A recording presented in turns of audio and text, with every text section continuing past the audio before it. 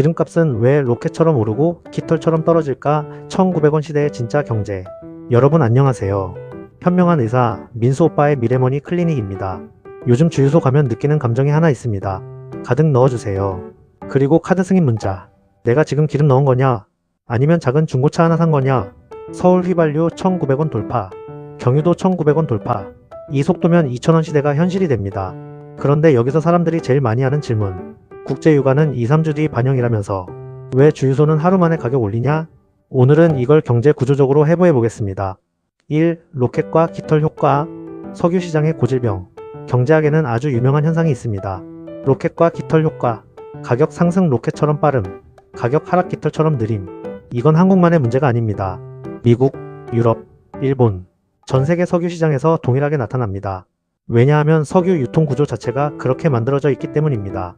이 석유 가격 구조를 보면 답이 나온다. 기름값은 보통 이렇게 구성됩니다. 대략 비율. 원유 가격 40에서 50%, 세금 45에서 50%, 정유사 유통마진 5에서 10%. 여기서 핵심은 세금이 절반입니다. 그래서 기름값이 2,000원이 되어도 정부는 세금을 그대로 받습니다. 이 말은 뭐냐면 정부는 기름값 상승의 피해자이기도 하지만 동시에 수익자이기도 합니다. 이 구조 때문에 기름값 정책은 항상 정치 경제 혼합 문제가 됩니다. 3. 왜 오를 때는 그렇게 빠를까? 주유소는 사실 현재 가격보다 미래 가격을 더 봅니다. 예를 들어 중동 긴장, 국제유가 급등, 정유사 공급가 인상 예정. 그러면 주유소는 이렇게 생각합니다. 지금 가격 유지했다가 내일 더 비싸게 사면 손해다. 그래서 선반영을 합니다. 즉 미래 가격을 현재 가격에 반영합니다. 그래서 뉴스 나오면 다음날 바로 가격이 움직입니다. 4. 그런데 왜 내릴 때는 느릴까? 이건 3가지 이유가 있습니다. 1. 재고 논리.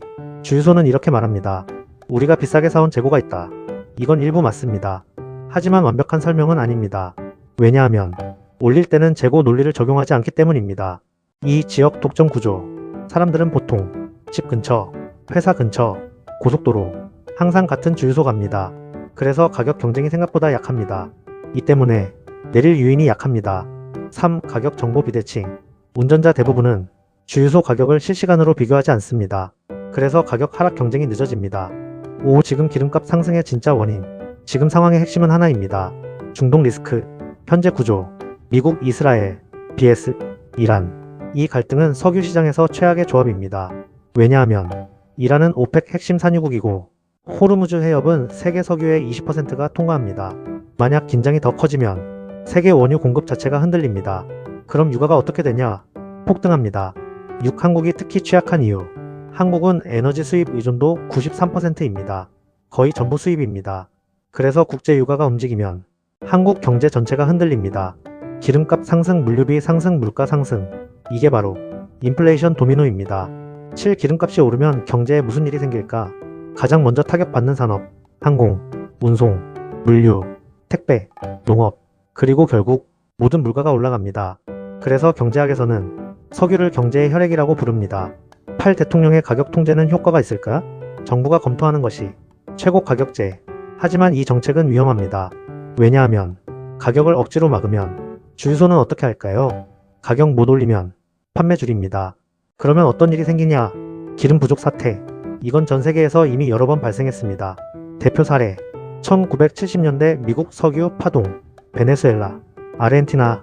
그래서 경제학에서는 가격 통제는 단기 처방일 뿐 장기 해결책이 아니라고 봅니다. 9. 진짜 중요한 투자 관점. 기름값 상승은 위기이기도 하지만 기회이기도 합니다. 유가 상승 때 올라가는 것, 에너지 기업, 석유 ETF, 원자재, 반대로 타격받는 것, 항공, 운송, 소비주. 그래서 투자자들은 기름값 뉴스에 매우 민감합니다. 핵심 정리. 기름값은 주유소 사장이 결정하는 게 아니라 국제 정치, 석유 시장 구조, 기대 심리. 이 3가지가 결정합니다. 그래서 올라갈 때는 로켓, 내려갈 때는 깃털, 그리고 우리 카드값은 폭탄. 여러분, 지금 진짜 중요한 질문 하나 던져볼게요. 지금 중동 상황이 계속 악화되면 한국 휘발유 2,500원 시대가 올 가능성은 얼마나 될까요? 이건 단순한 공포가 아니라 경제적으로 충분히 가능한 시나리오입니다. 구독, 좋아요, 알림 설정 부탁드립니다. 안 누르시면 다음 주유소에서 주유기 대신 계산기부터 꺼내게 됩니다.